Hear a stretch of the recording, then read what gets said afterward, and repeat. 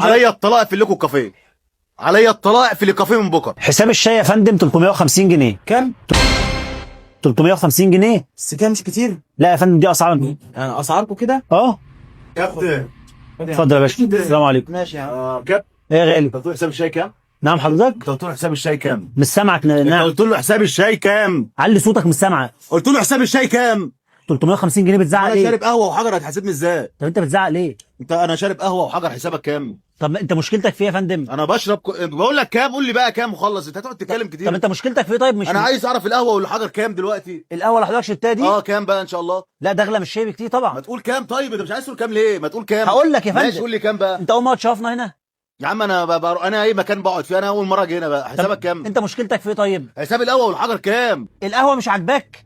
لا لا يا عم انا حلوه خلاص يا عم طالما حلوه نطلب لك واحده ثانيه. ثانيه. الحساب كام؟ واحده قهوه يا حمو. انا مش هدفع حساب بقى كده. بقول لك حساب القهوه والشاي كام؟ ما تتكلم معايا حلو زي ما بكلمك. القهوه يا فندم حسابها 800 جنيه. كام؟ 800 جنيه. ده انا بشرب عند القهوه بتاع عزه الحجر وده ب 20 جنيه. لا ما هو ده فعلا ب 20 جنيه لوحده. ده ب 20 عادي. والقهوه ب 800. 800 جنيه. يبقى 820. لا اصل ديت مزوعه في الفيوم. لا انت جاي معاك بنصب بقى. والله ما بنصب يا فندم. عليا الطلاق ما يدفع جنيه.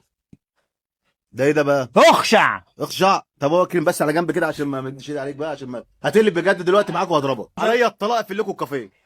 عليا الطلاق في الكافيه من بكره. بعد اذنك شوف انت رايح فين، هات لي المدير هنا بعد اذنك. طب اقول لك على حاجه صلي يلا على بس النبي. بقى عليه الصلاه والسلام ما تدخلش النبي في الكلام ده عشان انت كده. بقول لك صلي على النبي. عليه الصلاه والسلام. ملهاش علاقه. انا بقول لك صلي على النبي. طب ده شغل نصب ده. صلي. ما هو مش عليه نصب ولا الصلاة- حاجه. لا اقسم بالله نصب. ما انا هقول لك لما تقول لي حجر شيشه وقهوه ب 800 جنيه كده نصب. طب انا هقول لك بعد على حاجه. اذنك يا باشا. بص انا مش عايز اعلص اكتر من كده. بص بعد طيب اذنك هناك هنا مش طيب. هبص. بص انا طيب. مش عايز اعلص اكتر من كده. طب بص فكك طيب. بقى يا بص باشا. هناك الحوارات هنا. دي انا عارفها. بص اسمع طيب. مني طيب. هنا اهي مفيش بص. كاميرات هنا. انا مش شايف اي كاميرا. اهي فين الكاميرا؟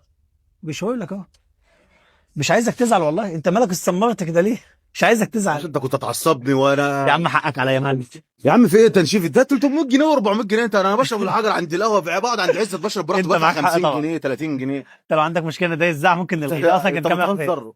لا بجد. بس انا عمري ما شفتك في كاميرا خفيه يعني يا فكره. لا احنا بص عندنا بيج اسمها بتوع المقالق. اه تمام. فدي اصلا اللي حصل ده كله كان مقلق. يا باشا ولا يهمك. انت عندك- نشفت دم على الفاضي يعني كده. حبيبي. انا قلت ادفع 800 جنيه منين بصراحه يعني. عندك مشكله ده الزعل. لا لا لا زيع يا باشا.